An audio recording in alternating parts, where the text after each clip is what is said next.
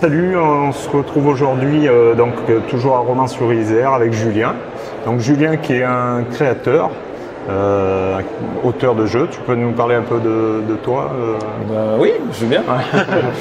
Moi je suis un jeune auteur de jeux de société. Je dis jeune parce que mon premier jeu, et c'est pas parce que je suis plus jeune que les autres. Moi je suis vieux. Non, c'était pas ça. C'est plutôt parce que mon premier jeu édité est sorti l'année dernière. Donc ça fait maintenant un tout petit peu plus d'un an que j'ai un jeu édité. Et souvent on dit qu'un auteur, il est auteur le jour où il a un jeu édité. Je suis pas tout à fait sûr de ça, mais il y en a qui le disent. Voilà. Donc moi c'est comme ça que je fais. Alors j'ai deux jeux qui sont sortis de moi. Le premier s'appelle Créo, qui va bientôt s'appeler Créus. C'est un jeu coopératif, on est des dieux, on crée une planète ensemble. C'est un jeu que j'avais envie de faire pour valoriser le côté coopératif parce que c'est un jeu altruiste et qui évite certains écueils de jeux coopératifs, à savoir l'aspect leadership des fois trop fort d'un joueur. Là, quand on a des cartes en main et qu'on les joue sans pouvoir communiquer verbalement les uns avec les autres, on va quand même devoir prendre des initiatives sans avoir l'avis du groupe entier. Et c'est un jeu altruiste parce que dans la plupart des jeux, quand on utilise de l'énergie à nous, c'est pour avoir de l'information. Dans ce jeu-là, quand on utilise de l'énergie à nous, c'est pour en donner. Donc il faut se mettre un peu à la place de l'autre. De quoi a-t-il besoin pour s'en sortir ? Voilà en gros, je pitch le jeu très rapidement. Et le deuxième c'est Check, donc c'est un jeu sur le thème du salut de la rue. Un petit check avec moi, ça va ? Check. Voilà, donc un jeu de plus d'ambiance, de contact physique, ce qui n'est pas toujours facile, mais c'est un peu ça qui m'a motivé à faire ce jeu-là. Et alors comment t'es arrivé dans le monde de la création ? Je suppose qu'au départ tu étais joueur. Oui, je suis joueur depuis tout le temps, pas forcément de manière super intensive comme certains, mais ça m'a toujours un peu suivi cette affaire-là. Et puis il y a eu cette idée d'un jeu, donc ce premier jeu Créo là, qui m'est un peu tombé dessus. Enfin, c'est-à-dire que c'est comme un petit bébé qu'on a envie de choyer. Donc je l'ai choyé pendant 1 an et demi, 2 ans. Et puis j'ai eu la chance de le montrer au bon moment, je pense, à des éditeurs. Tu connaissais pas les éditeurs ? J'étais assez nouveau, assez naïf au départ, bien sûr. Mais bon, il faut bien commencer par quelque chose. Et puis un éditeur, donc Sweet November, qui m'a fait confiance. Et voilà, les deux que j'ai, c'est avec lui. Et puis maintenant, j'ai mordu à l'hameçon un peu, on va dire. Et donc, j'ai d'autres projets de création. J'en ai un là qui va sortir normalement en fin d'année aussi. Et puis plein d'autres projets maintenant qui se développent. Et comme projet, donc il y avait ce festival de Romans-sur-Isère. C'est toi qui étais à l'origine ou pas ? Je suis une des personnes à l'origine, mais c'est pas forcément aussi lié que ça. C'est lié à ma passion, mais pas forcément à l'aspect plus professionnel de la chose, parce que moi je suis en train d'essayer de développer. Je mets encore un tout petit peu sur moi, puis après je reparlerai sur le festival. Parce que j'avais envie de dire quand même que j'essaie de développer une activité professionnelle autour du monde du jeu, à savoir la création de jeux, mais aussi l'accompagnement ludique pour des formateurs, pour des entreprises, pour des associations qui ont envie de promouvoir le jeu ou qui ont envie de promouvoir un produit ou des valeurs par l'outil ludique. Voilà. Donc ça c'est un petit peu le créneau dans lequel je vais là pour cette année et puis j'espère les prochaines si ça se passe bien. Et alors le festival Vous êtes joueur, donc le premier festival du nom à Romans, dans lequel on est actuellement. Oui, c'est d'abord retour de Cannes l'année dernière, je crois, le festival de Cannes. Je rentre dans la boutique Spoutlink, donc le partenaire du festival, un copain à moi, Arnaud, qui est gérant. Et puis on se regarde, on se dit et pourquoi pas nous ?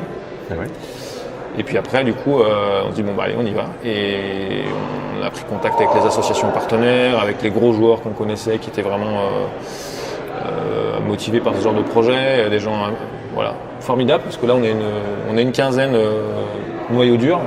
Et je pense qu'on a fait du gros boulot. Et c'est super plaisant de voir que le résultat plaît à tout le monde, aux partenaires, au public. C'est vrai. On a pu voir que tout le monde était content de ce coup d'essai et qui sera bien sûr reconduit les années à venir. On fera le bilan, mais oui, je pense qu'il y aura une suite. Alors par contre, nous, ce sera tous les 2 ans. Tous les 2 ans, d'accord. Parce qu'en fait, au départ, on s'est inscrit dans la continuité de Valence, Festival des Jeux de Valence, qui a maintenant, je pense, 12-15 ans, et qui se fait qu'1 an sur 2. Ah ben, et vous, À peu c'est près à en cette alternance. époque-là. Et donc nous, voilà, on va faire les années impaires, pendant que eux, ils font les années paires. C'est bien. Et puis je pense qu'en termes de rythme, c'est pas bien mal parce que quand on est sur la préparation du festival, c'est un volume d'heures impressionnant. Ouais. Tu peux nous en parler un peu, sur autre combien chose. de personnes travaillent sur ce festival? Je disais qu'on a un noyau dur de 15 personnes. Ouais. Après, autour, on a une groupe de bénévoles de 50 à peu près, qui sont là sur le week-end et puis un petit peu en amont et en aval. Et puis dans les 15 personnes, on a eu 20 réunions de CA, on a eu chacun 40 réunions de commissions diverses et variées, et de la préparation chacun de son côté aussi, parce que répartition de tâches, tout ça. Et bon. Moi là je me dis que j'ai dû passer le mois de travail à temps plein sur l'ensemble du projet. Ça ne m'étonne pas. Et au niveau fréquentation, vous êtes content sur le... Oui, hier c'était une belle journée, on a eu 650 personnes à peu près, donc c'est pas mal pour une première. On avait l'objectif d'aller entre 1000 et 2000 sur le week-end, donc j'espère qu'aujourd'hui, dimanche, on va l'atteindre, mais a priori il n'y a pas de raison. Ouais. Voilà, donc c'est bien. Et puis on a un super partenariat avec la ville qui nous met à disposition une magnifique salle. Ouais, elle est belle. Très très belle.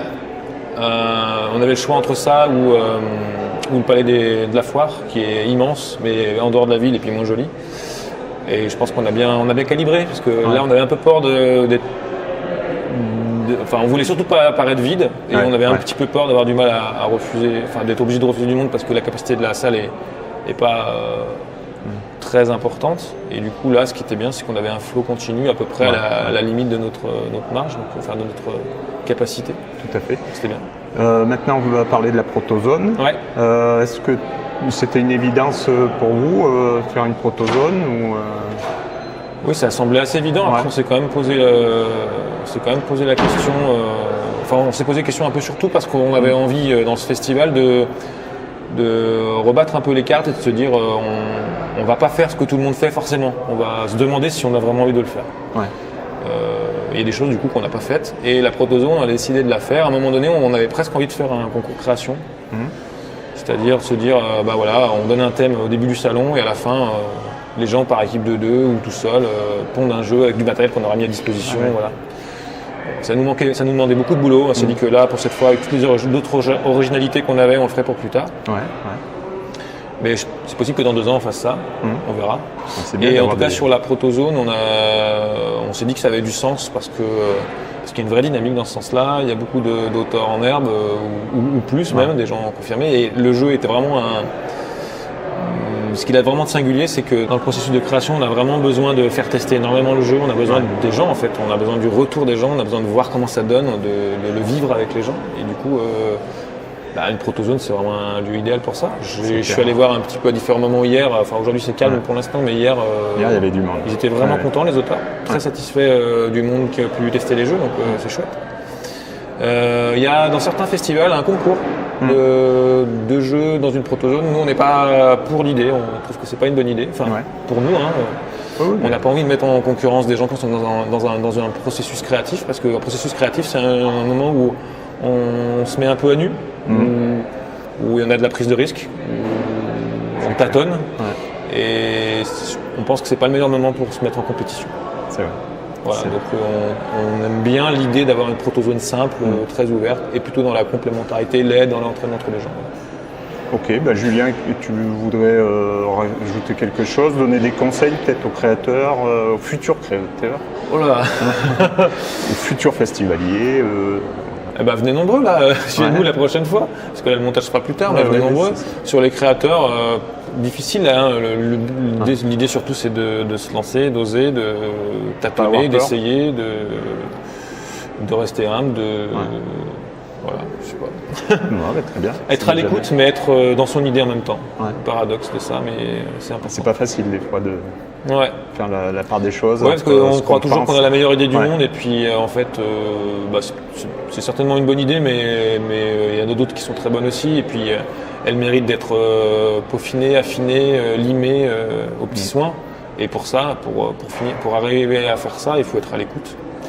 À l'écoute, mais pas de tout le monde, parce que sinon on fait jamais un jeu, on fait 1 million de jeux à l'intérieur d'un seul, parce que tout le monde a une idée différente. Donc c'est pas tellement écouter les réponses des propositions des gens, c'est plutôt écouter leurs questions, leurs interrogations, et puis de les observer, de voir ce qui grince, ce qui coince, ce qui n'est pas fluide ou ce qui fait vraiment au contraire, on sent qu'il y a du bonheur, du plaisir à jouer. Et là, on sent qu'on est dans le jeu. Voilà, donc c'est de l'écoute, de l'observation, mais sans oublier son idée.